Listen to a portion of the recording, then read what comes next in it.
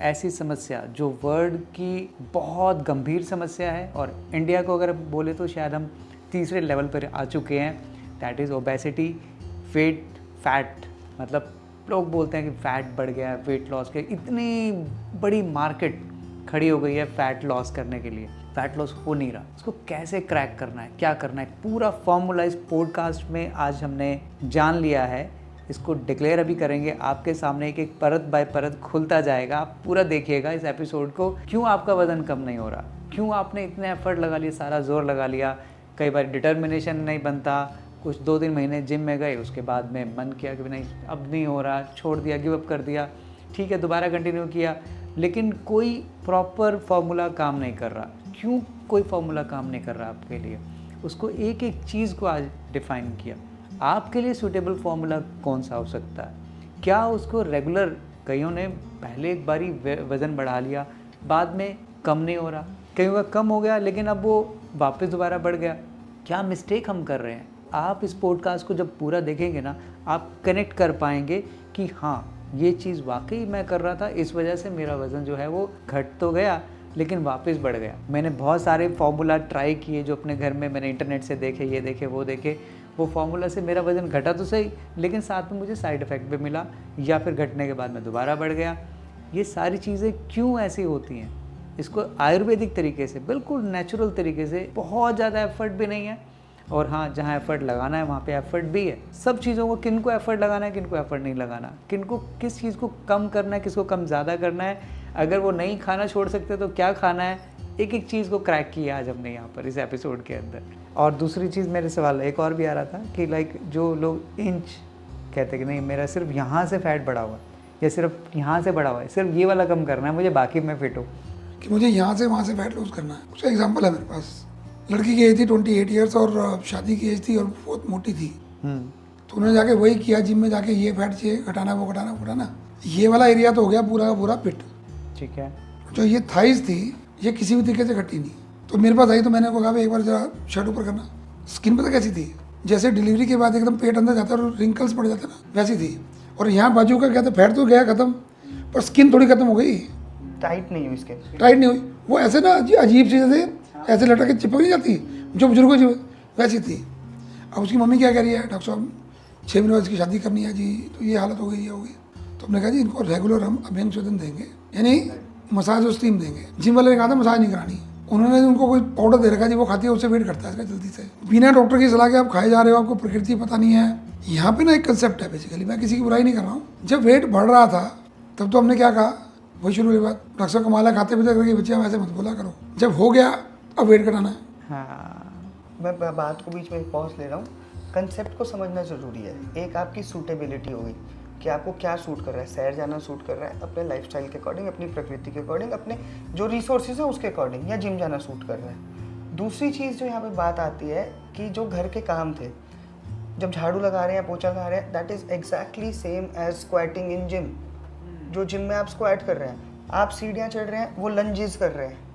आप जब गेहूँ, जैसे आजकल गेहूँ कटने का सीज़न जब है, गेहूँ को ऐसे फैला रहे हैं, तो आप नीचे बैठ के दो वो फ्रॉग वॉक है, आप वो कर रहे हैं, सेम चीज़। राइट। इस चीज़ को अगर आप नॉर्मल डिलीवरी के कंसेप्ट में समझें, जो हमारे पास हॉस्पिटल में पेशेंट्स आते हैं उनको हम यही सजेस्ट करते हैं कि स्क्वाट्स कीजिए। कैसे स्क्वाट कीजिए कि आपने वेस्टर्न कमोड पर नहीं जाना, इंडियन टॉयलेट में आना, that is same as squatting. Right. और अभी ये चीज़ अगर कोई वेस्टर्न रिसर्च पेपर छाप देता है तो हर कोई करेगा। बिल्कुल। द थिंग इज़ दैट कि आपको अगर वज़न घटाना है, सबसे पहले तो कॉपी कैट मत बनाओ।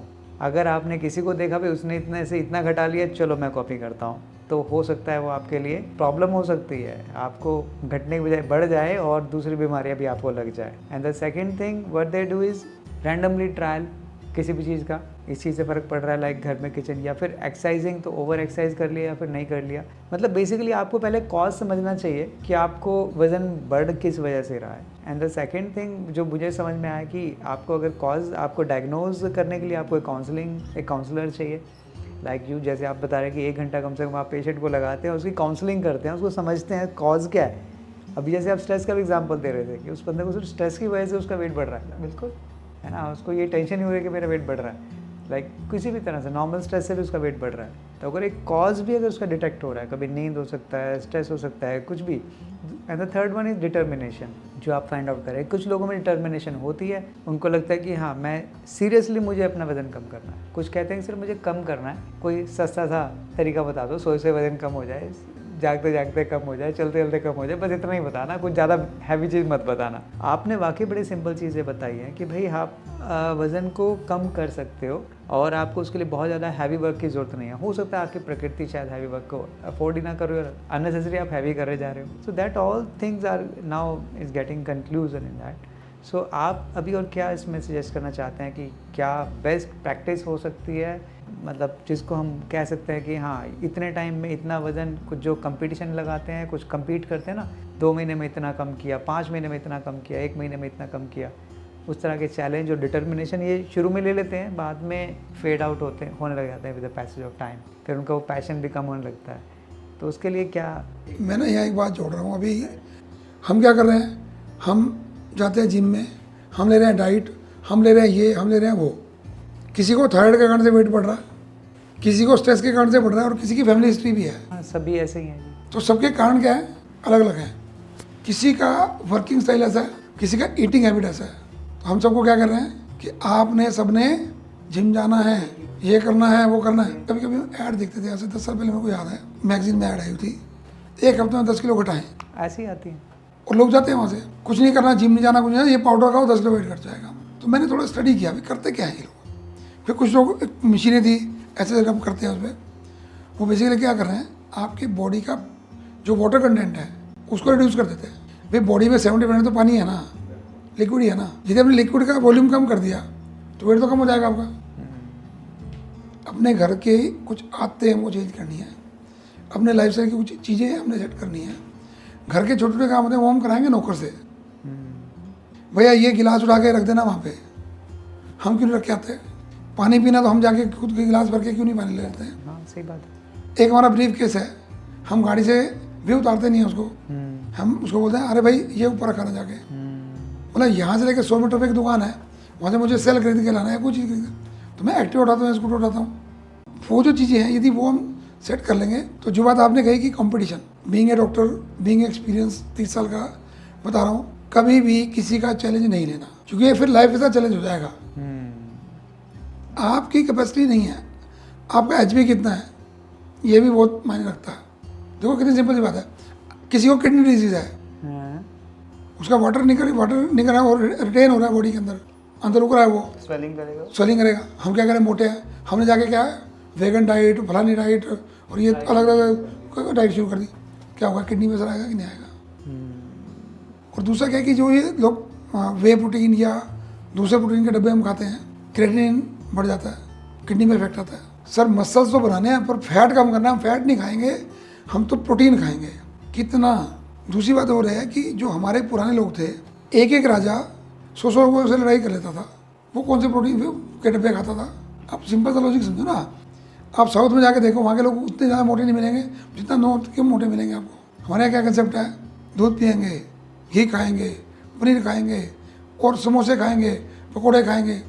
साउथ वाले क्या खाएंगे, डोसा खाएंगे, इडली खाएंगे, जो खाओ थोड़ा सा सुसु निकल जाता है, खत्म कहानी। कॉमन डाइट प्लान सबके लिए फॉर्मूलाज बता सकते हैं, डाइट प्लान्स नहीं हो पाएंगे। सबसे पहली चीज़ जो ये फॉर्मूला जिसने अपना लिया, ब्रेन और बॉडी दोनों ठीक हो जाएगा। अच्छा, खाते हुए एक छोटी स्क्रीन और एक दूसरी बड़ी स्क्रीन का त्याग करना है। छोटी स्क्रीन आपका मोबाइल फ़ोन, बड़ी स्क्रीन आपका टीवी। ठीक है। क्योंकि खा तो ये नहीं है, पता भी नहीं लगता कभी कभी कि सब्जी तो ये खानी थी, किसी और के साथ खा लिया। दूसरा फार्मूला जो मैंने स्टमक को मिक्सचर के बारे में पहले बताया है एक बार, कि 50% तो रहेगा जी सॉलिड, 25% रहेगा का लिक्विड और 25% रहेगा आपका गैस। पानी लेना है तो खाना खाने के साथ साथ, खाना खाने के बाद लिया तो वो तो अग्नि को करेगा कम।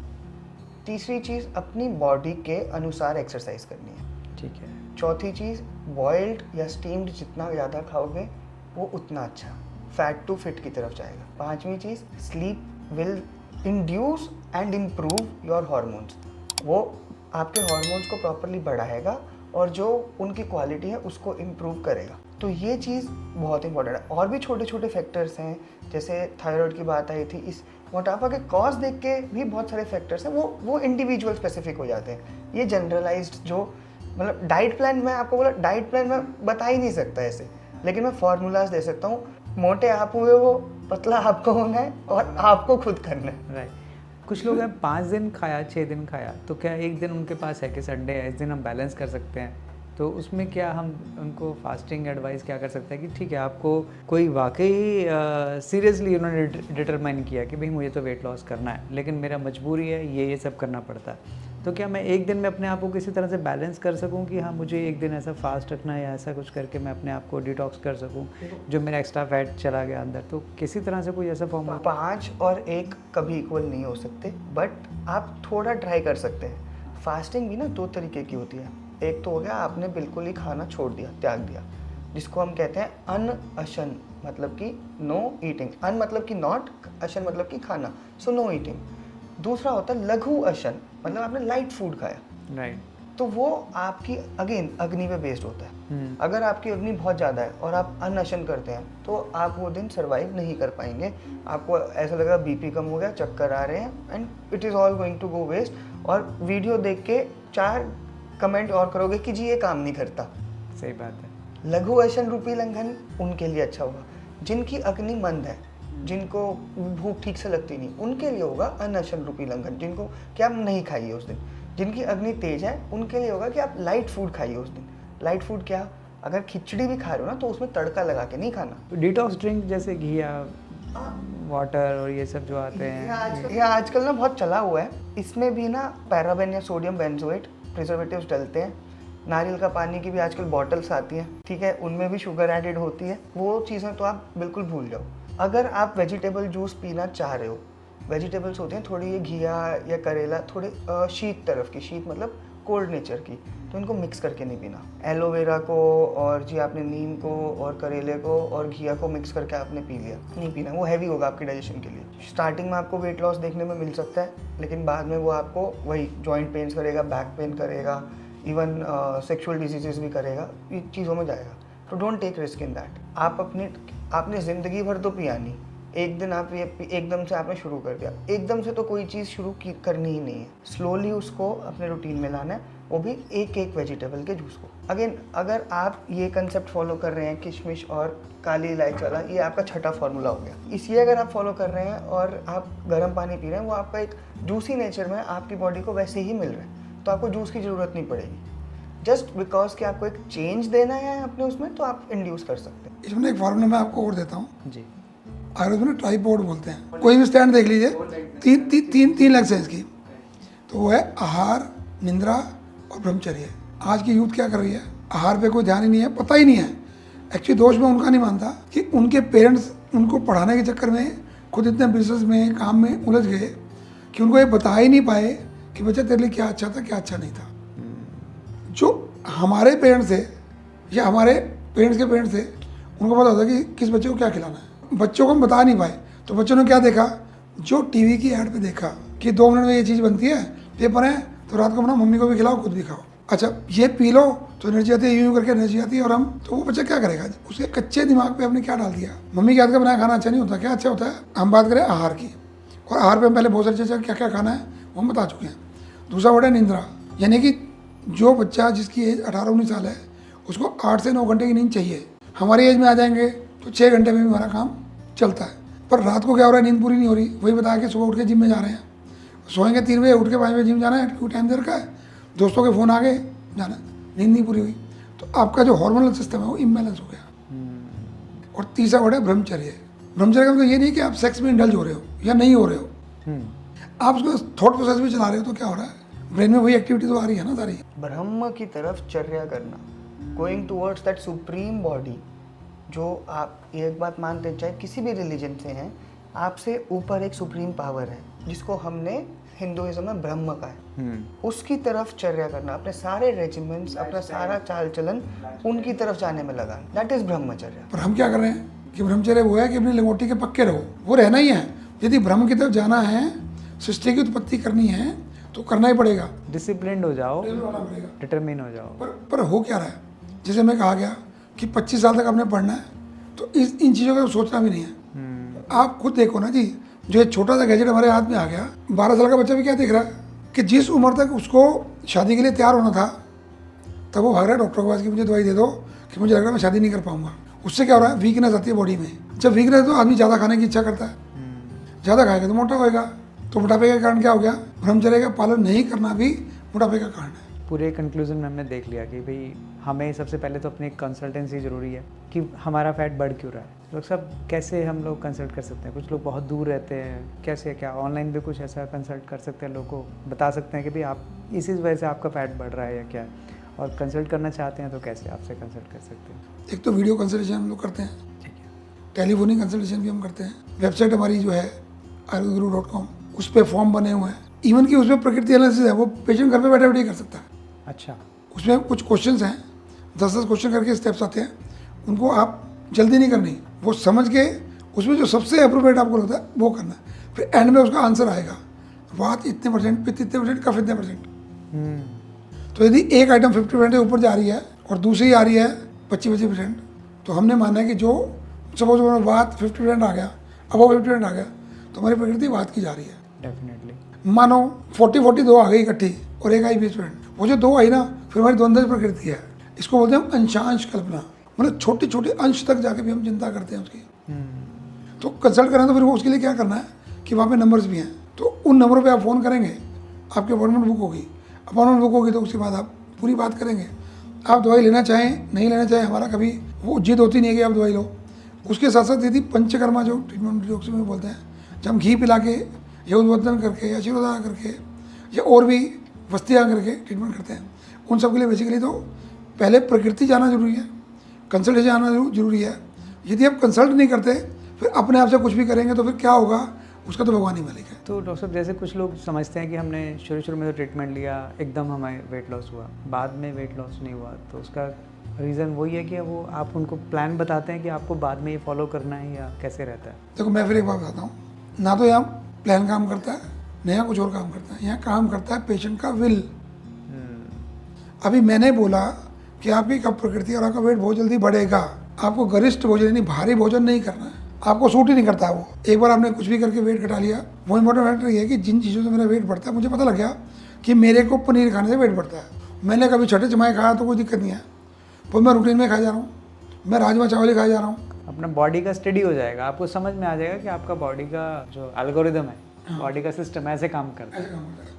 तो यदि वो आपने मेंटेन कर लिया, फिर मैं इसका एग्जांपल ऐसे देता हूँ कॉमनली कि पेट्रोल की गाड़ी में डीजल डाल के चला सकते हो क्या? नहीं। तो पॉइंट है कि किसको क्या चाहिए, प्रकृति क्यों जरूरी है।